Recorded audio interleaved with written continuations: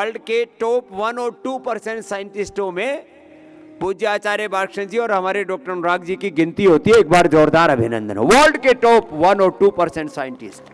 ओम जी स्वामी जी, आपके ऋषि चरणों मेरा प्रणाम, आप सभी को मेरा अभिवादन। स्वामी जी, आज हम बात करेंगे राइनाइटिस के बारे में। जो भी सीए साहब बता रहे थे कि उनको छींकें काफ़ी ज़्यादा आती थी, थोड़ा ही कुछ सूंघ लेते तो खांसी, छींक, खुर्रा सब कुछ चलता रहता था। तो आज हम उसी बीमारी के बारे में सुनेंगे, राइनाइटिस के बारे में देखेंगे और देखेंगे कैसे ब्रोंकोम के ट्रीटमेंट से, स्वसारी गोल्ड के ट्रीटमेंट से उस बीमारी पर, उसके सिम्टम पर, उसके जेनेसिस पे, उसके प्रोग्नोसिस पे, उस पर स्वामी जी काबू पाया जा सकता है। और जो भी श्वसन तंत्र की दिक्कत है, जो नाक से लेकर लंग्स तक की प्रॉब्लम है, उन सबको भी स्वामी जी रेगुलेट किया जा सकता है। तो थोड़ा सा हम राइनाइटिस के बारे में देखेंगे स्वामी जी। जैसे कि आप हमेशा हमें बताते हैं कि स्लो इन्फ्लेमेशन है, हर एक बीमारी का कारण होता है। और जो भी बीमारी जिसके नाम के अंत में आइटिस लगा हो, वो इन्फ्लेमेशन की दिक्कत होती है। तो राइनो स्वामी जी नाक को कहते हैं। ये ग्रीक भाषा का शब्द है। जैसे कि गेंडे को हम राइनोसेरस कहते हैं कि उसके नाक के ऊपर एक सींग लगा हुआ है। तो नाक के अंदर के इन्फ्लेमेशन को मुस्लिम राइनाइटिस कहते हैं। तो राइनाइटिस के बारे में अगर हम देखें तो वो स्वामी जी कुछ ऐसा दिखाई देता है कि जो हमारे नाक के अंदर की एपिथेलियम है, जहाँ भी सूजन आ जाए, हाँ स्वामी जी, नाक में सूजन आ जाए, फेफड़े में सूजन आ जाए, ब्रोंकाइटिस, राइनाइटिस, फेफड़े और ऐसे पेट पर सूजन आ जाए, सीरोसिस, ऐसी सब स्किन पर सूजन आ जाए, सोराइसिस, हड्डियों में अंदर सूजन आ जाए, अर्थराइटिस। और इसका एलोपैथी में कोई इलाज नहीं, कोई इलाज नहीं स्वामी जी। आयुर्वेद से ये बीमारी ठीक होती है जी। तो स्वामी जी अगर हम देखें, अगर नाक को थोड़ा अंदर से देखें तो ऐसी दिखाई देती है स्वामी जी। ऐसे नाक के अंदर पटल बने होते हैं। जो नॉर्मल सिचुएशन है स्वामी जी ऐसा होता है। और अगर इसके अंदर सूजन आ जाए तो आप देखें कुछ वो आंसू जैसे कुछ दिखाई दे रहे हैं, वो जो लिक्विड ड्रॉप्स हो रहे हैं स्वामी जी, आप कहें तो सब जैसे कि नाक अंदर से थोड़ी रो रही हो, वो जो है स्वामी जी, जो इन्फ्लेमेशन पूरा है, वो ही राइनाइटिस का एक कारण बनता है। ये स्वामी जी अगर बहुत जल्दी अचानक से हो जाए तो ये एक्यूट राइनाइटिस है। और अगर ये सीजनल हो, एलर्जी की वजह से हो, जैसे हवा में काफ़ी सारा परागकण जब बसंत ऋतु में आते हैं तो कुछ लोगों को उससे एलर्जी होती है। एक स्वामी जी एक ग्रास है जिसका नाम है कांग्रेस ग्रास, उसके पॉलन ग्रेन से हे फीवर होता है। उसकी शुरुआत भी इससे ही होती है। वो पूरे भारत में ऐसी जगह पाई जाती है जिसकी ज़रूरत ना हो, सब जगह उसके छोटे छोटे पौधे दिखते हैं। उसके पॉलन ग्रेन भी स्वामी जी यही सिम्टम पैदा करते हैं। और नाक के अंदर स्वामी जी इचिंग आ जाती है, स्वेलिंग होती रहती है, फ्लूइड बढ़ जाता है, और जो नेज़ल एपिथेलियम है, जो नेज़ल पैसेज हैं और जो साइनस है स्वामी जी, वो सब बंद हो जाते हैं। ये बहुत लोगों को दिक्कत है। और जिस समय खाली एक तो ये घांसी नहीं, ये तो एक गेहूँ आया था, पता नहीं कहाँ, अमेरिका से कहाँ से मंगा लिया था, यूरोप या कहीं से, यूक्रेन से, उसमें घास आ गई। भारत की नहीं है ये, इसलिए विदेशों में बड़े रूल हैं। कोई भी चीज़ बाहर से आएगी तो उसको देखते हैं। हमारे यहाँ तो कुछ भी आ जाता है। तो हाँ, जिनकी इम्यूनिटी वीक होती है, अब शरीर की, देह की भी और देश की भी इम्यूनिटी हमें अच्छी करनी है, तभी लॉन्गिविटी अच्छी रहेगी। तो ये जिनको बहुत प्रॉब्लम होती है ना, उनको श्वासारी, ब्रोनकोम, इम्यूनोग्रिट गोल्ड, इस सुबह सुबह रोज़ खाने के लिए मैं इसीलिए बोलता हूँ, अपनी इम्यूनिटी अच्छी रखो। जी डॉक्टर साहब। तो स्वामी जी जो एलर्जिक राइनाइटिस है, जो एलर्जी की वजह से नाक के अंदर दिक्कत पैदा हो रही है, जो उनके 6 बड़े कारण हैं वो यही हैं। एक तो स्वामी जी डस्ट माइट है, मतलब जो धूल है, छोटे छोटे उसके अंदर जो कीड़े हैं, जो सोफ़ों में, कालीन में, पर्दों में, घर के ऐसे हिस्सों में जहाँ वैक्यूम कम हो पाता है, सफाई कम रहती है स्वामी जी, वहाँ बहुत बारीक माइक्रोस्कोपिक कीड़े रहते हैं। वो जब उनका शरीर पूरा हो जाता है तो जो उनका हिस्सा बचता है वो हवा में तैर के नाक तक पहुँचता है और हमारे शरीर उसको स्वामी जी रेस्पॉन्ड करना, जीवाश्म में है वो जीवाश्म में। हाँ स्वामी जी, जो बचे हुए हिस्से हैं वो, उसके साथ डस्ट एंड पॉलन, उसके साथ साथ वो जो घर में कहीं छोटे अगर फंगस पैदा हो रहे हों, जो कहीं काले रंग का पाउडर जमा हो जाता हो। स्वामी जी अगर आप देखें गर्मी के मौसम में पंखों के जो ब्लेड्स हैं उस पर काले रंग का स्वामी जी पाउडर सा जमा हो जाता है, हम जिसको धूल मानते हैं, वो एक्चुअली समझिए इन्हीं डस्ट माइट के और मोल्ड्स के ही पार्टिकल होते हैं। वो भी एलर्जिक राइनाइटिस का कारण बनते हैं। और समझिए जो घर में लोग अपने पास पालतू जानवर रखते हैं, उनके स्किन से भी कुछ कभी कभी ऐसे पार्टिकल छूट रहे होते हैं जो कई लोगों को एलर्जन का काम करते हैं। और खाने और पीने में तो समझिए अगर ढंग से ना खाया पिया जाए तो वो भी एक एलर्जी का कारण बनता है। और एयरबोर्न एरिटेंट्स हैं, चाहे वो इंडस्ट्रियल स्मोक हो या फिर कुछ ऐसा जो हमारे आसपास अच्छा ना होता हो। इसके जो सिम्टम है स्वामी जी, एक तो ये है कि काफ़ी ज़्यादा छींकें आती हैं, जैसे अभी भाई साहब बता रहे थे कि आधे घंटे तक लगातार छींकते रहते थे। सांस लेने में दिक्कत आती है, गहरी गहरी सांसें लेनी पड़ती हैं, तब भी लगता है कि अंदर कुछ अभी हवा पहुंची नहीं है। स्किन पे रैशेज आ जाते हैं, नाक बहती रहती है, चेहरे पे सूजन आ जाती है, आंखें भारी हो जाती हैं स्वामी जी, आंखों के जो पपोटे हैं वो और भारी हो जाते हैं, खांसी रहती है, चेहरा लाल हो जाता है, आंसू ज़्यादा बहते रहते हैं और स्वामी जी सिर दर्द भी रहता है। तो ये जो 9 बड़े सिम्टम्स हैं ये एलर्जिक राइनाइटिस की वजह से दिखते हैं। और स्वामी जी इसका एक अच्छा कोरिलेशन एजिंग के साथ भी है।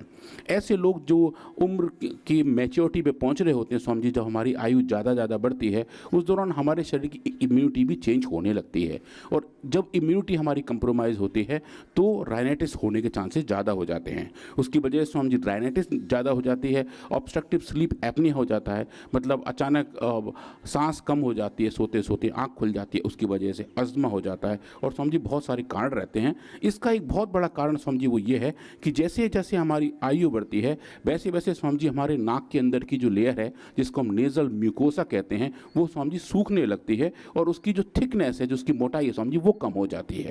और ये जो कारण है स्वामी जी उसकी वजह से हमारे नाक की जो इनेट इम्यूनिटी है स्वामी जी वो कम हो जाती है, और हर एक छोटी चीज़ को हम रेस्पॉन्ड करने लगते हैं। ये सूखे नहीं, इसलिए आप कोई नशे करते हैं, अभी सबका नशे भी शुरू हो गया है, आँख में आई ग्रेट, कान में एयर ग्रेट, मिट्टी पट्टी, ये भी अब सुबह से ही शुरू हो जाती है। वैसे तो सुबह ही आपका शंख प्रक्षालन, जल नीति, सुरत नीति 4 बजे से लेकर रात को 10 बजे तक, कम से कम दिन भर में आप यदि थेरापियों को गिने, बड़ी थेरापी 10, और यहाँ तो सुबह 2.5 घंटे में सैकड़ों थेरापी कर देता हूँ। एक एक योग का व्यायाम, आसन, प्राणायाम, ध्यान, मुद्रा बंद, एक एक शब्द एक एक थेरापी का काम करता है।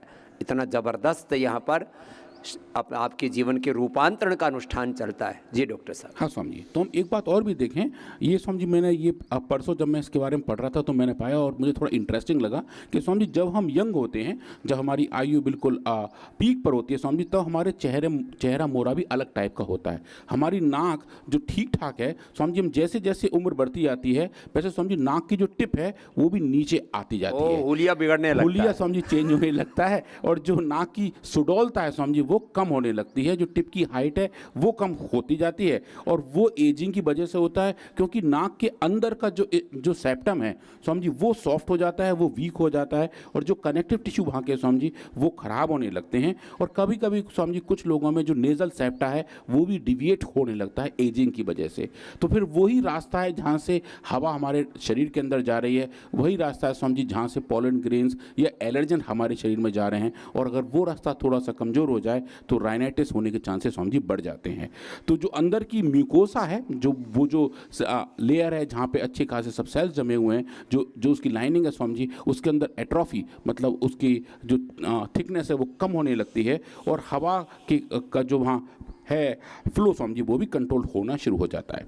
और इसके अंदर आप देखें, जैसे आप स्वामी जी लास्ट टाइम बात कर रहे थे इम्यूनिटी के बारे में, इम्यूनिटी के जो घटक हैं, जो अलग अलग टाइप की एंटीबॉडीज़ हैं, चाहे इनको IgG कहें, IgM कहें, IgA कहें, IgD और E कहें, ये जो 5 बड़े एंटीबॉडीज़ के कुनबा हैं स्वामी जी, वो सब कुनबे भी मॉडिफाई होने लगते हैं। कुछ हमारी जो बेसल इम्यूनिटी हैं वो, और कुछ स्वामी जी ऐसी इम्यूनिटी हम जो एक्वायर करते हैं, उन सब का जो अपने आप का जो कनेक्टिविटी स्वामी जी वो भी कम होने लगता है शरीर के अंदर, उनका डिस्ट्रीब्यूशन भी एजिंग की वजह से कम होने लगता है। तो स्वामी जी हमने इस पर काफ़ी सारा काम करना शुरू किया, और स्वामी जी काम हमने किया स्वसारी गोल्ड के साथ, ब्रोंकोम के साथ, और स्वामी जी जैसा आपने कहा अनु तेल के साथ। अनु तेल का जो स्वामी जी नया वर्जन आ रहा है नेजोग्रिड स्वामी जी, उस पर भी अभी हम एक काम कर रहे हैं। तो हमने एनिमल्स के साथ काम किया स्वामी जी, और चूंकि ये जो एक ऐसी बीमारी है जो नाक के फंक्शन के साथ है, और चूहों की नाक थोड़ी छोटी होती है स्वामी जी, इसके लिए फिर हमने काम करना शुरू किया गिनी पिग के साथ स्वामी जी। आज हम गिनी पिग्स के बारे में देखेंगे, जो कुछ अच्छे एक्सपेरिमेंटल मॉडल्स हैं स्वामी जी। उन गिनी पिग्स को हमने एक बीमारी इंड्यूस की, ओवा एल्ब्यूमिन नाम का एलर्जन दिया, जिसकी वजह से उनको राइनाइटिस पैदा हो गई, और उसके साथ स्वामी जी हमने उनको ब्रोंकोम या स्वसारी गोल्ड खिलाया, और नाक में स्वामी जी उनके हमने अणुतेल का ड्रॉप दिया। जैसे अभी सब यहाँ सबको नस कराया जा रहा है स्वामी जी, वैसा ही नस हमने एनिमल्स के साथ किया, और देखा कि गिनी पिग के अंदर स्वामी जी कैसे चेंजेस आते हैं।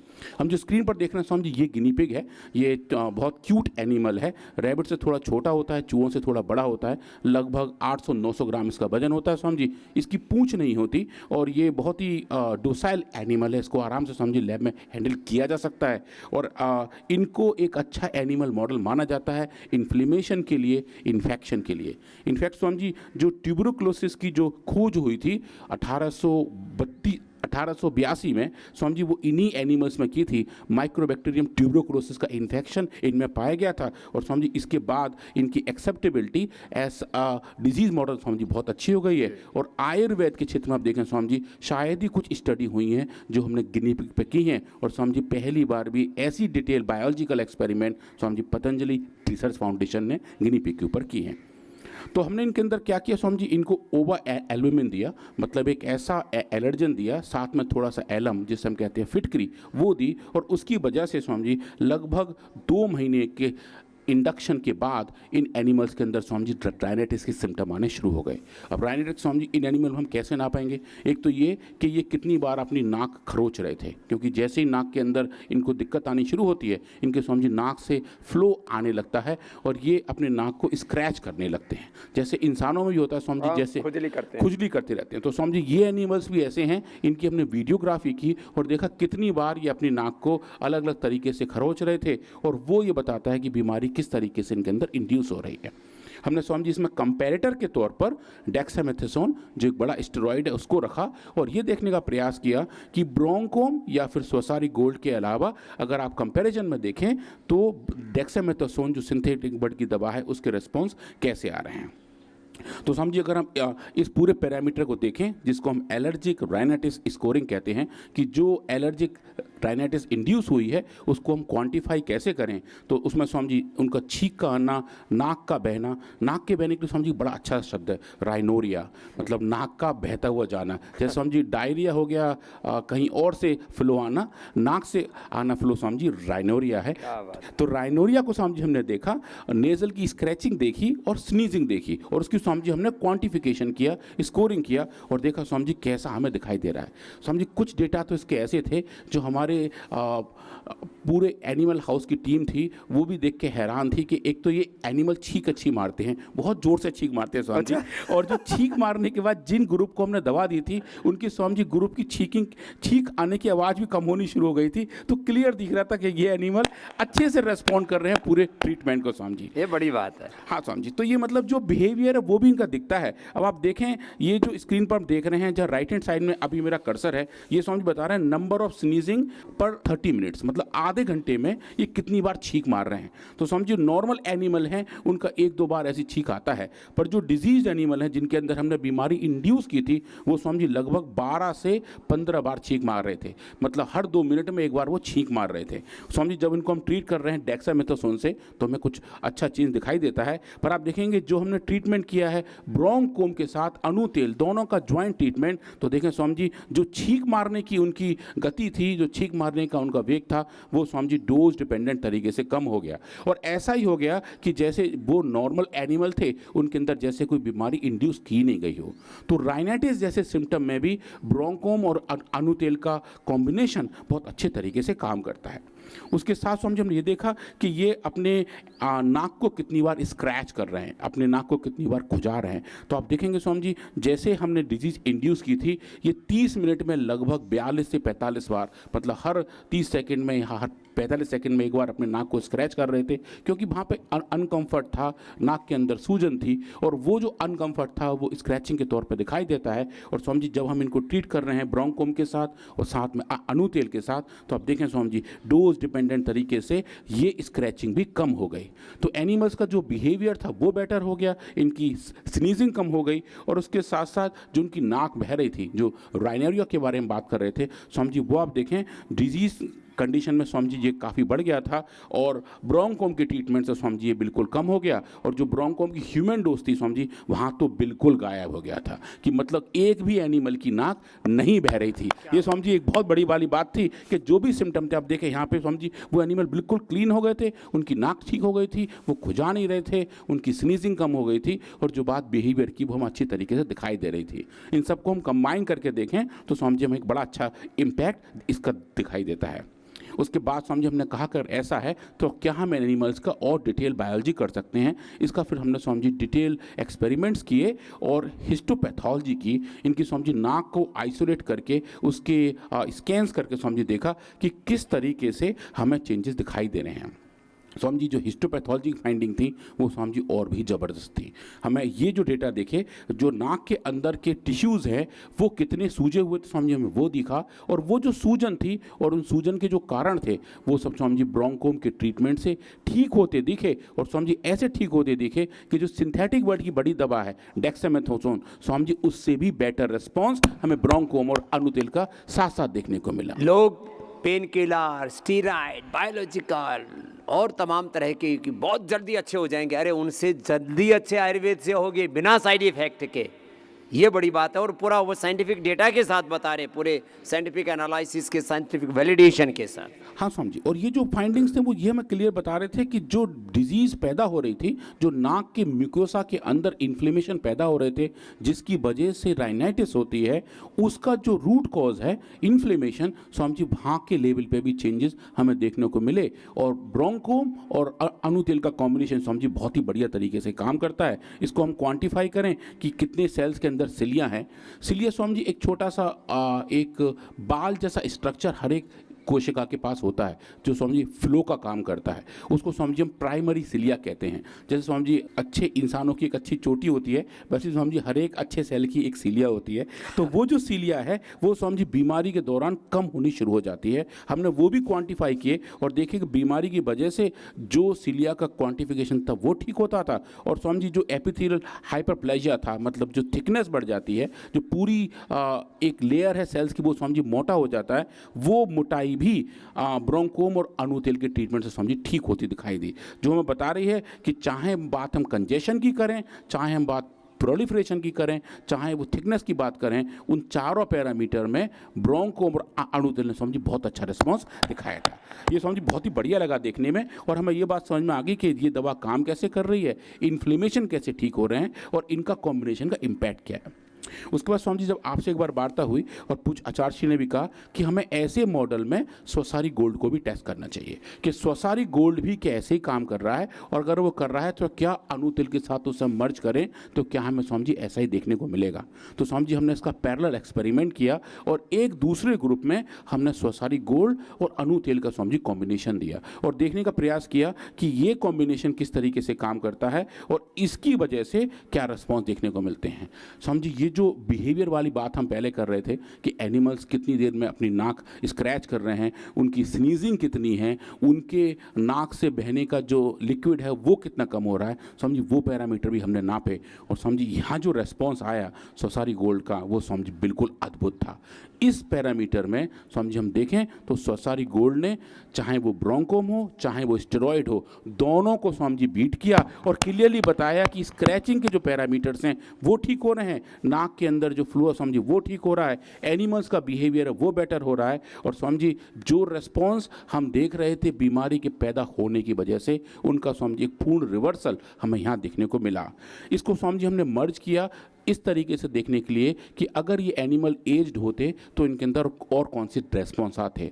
तो एजिंग की वजह से जो जो जो समझी नाक की एपिथेलिया की थिकनेस चेंज होती है, हमने वो भी नापी और देखा कि चाहे वो रेस्पॉन्स एलर्जन की वजह से आ रहा हो, चाहे वो रेस्पॉन्स एजिंग की वजह से आ रहा हो, समझी दोनों ही कंडीशन में स्वसारी गोल्ड और अनुतेल का कॉम्बिनेशन बहुत बढ़िया तरीके से काम करता है। और जो स्ट्रक्चरल चेंजेस हमें हिस्टोपैथोलॉजी में दिखाई देते हैं समझिए वो हमें बढ़िया दिखने शुरू हो गए। सिलिया का भी रीजनरेशन आना शुरू हो गया।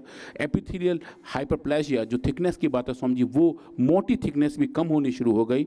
उसके अंदर समझिए जो कंजेशन था वो ठीक हो गए। और जो एक नई चीज़ हमने इस बार देखी वो थी समझिए इन स्किन टिश्यू के अंदर, नेजल के अंदर के टिश्यू के अंदर स्वामी जी जो ईस्नोफिल्स थे जो अंदर जा रहे थे, जो इन्फ्लेमेशन का एक कारण होते हैं स्वामी जी, वो भी हमें कम होते हुए दिखे। गॉबलेट सेल्स जो स्वामी जी सिक्रीशन बनाते हैं, जो हमारे नाक से लिक्विड बहता है, जिसकी गांव की भाषा में स्वामी जी रहट कहते हैं, हिंदी में श्लेष्मा कहते हैं, स्वामी जी उसका जो फ्लो है जिस सेल से बनता है स्वामी जी, उन सेल्स का नंबर भी स्वसारी के ट्रीटमेंट से स्वामी जी ठीक हो गया था। ये एक बड़ी वाली बात थी कि हम उन फैक्ट्रीज को रीजनरेट करना शुरू कर दिए थे जिनकी वजह से बीमारी बढ़ रही थी, उनके सिम्टम बढ़ रहे थे। और जो गॉबलेट सेल हाइपरप्लेजिया है, जो बहुत सारी सेल्स ऐसी बन गई थी जो उस सिक्रीशन को बना रही थी, स्वामी जी वो स्वसारी गोल्ड की ट्रीटमेंट से कम होने शुरू हो गए। और इसको हम कंबाइन करके देखें तो स्वामी जी हमें ये दिख रहा है कि स्वसारी गोल्ड और अनु तेल का कॉम्बिनेशन बहुत अच्छी तरीके से राइनाइटिस में हमारी हेल्प करता है। और राइनाइटिस के जो कारक हैं, चाहे वो सूजन हो, चाहे वो स्वामी जी स्क्रैचिंग हो, चाहे वो एनिमल बिहेवियर हो या नाक के अंदर की लाली हो, वो सब स्वसारी गोल्ड के साथ साथ अनु तेल की कॉम्बिनेशन से बढ़िया तरीके से काम करता है। हमने स्वामी जी इसका एक सिंगल एक्सपेरिमेंट भी करके देखा कि खाली अनु तेल दें या खाली स्वसारी गोल्ड दें, पर स्वामी जी जो सबसे अच्छे रेस्पॉन्स हमें देखने को मिले थे वो इन दोनों के कॉम्बिनेशन से ही मिले थे। कि जहाँ हम ओरली इस दवा को खिला रहे हैं, चाहे वो स्वसारी हो या फिर ब्रोंकोम हो, और साथ में स्वामी जी जब हम टॉपिकली इंट्रानेजली अनु तेल को दे रहे हैं, तो स्वामी जी जो पूरे तरीके से बीमारी लड़ने का पाथ है वो स्वामी जी अच्छा हो जाता है। जहां हम बता रहे हैं कि स्वसारी और ब्रोंकोम के साथ साथ जब हम इंट्राटॉपिकली संयुक्त प्रयोग, हाँ संयुक्त प्रयोग कर रहे हैं स्वामी जी, वो बहुत अच्छे तरीके से काम करता है। वैसे भी यहाँ तो 100 से ज़्यादा बड़े रिसर्च पूरे करके और सैकड़ों रिसर्च पेपर और हजारों प्रकार के उनके रिसर्च प्रोटोकॉल्स फॉलो करके बैठे हैं डॉक्टर अनुराग जी। एक बार जोरदार अभिनंदन है।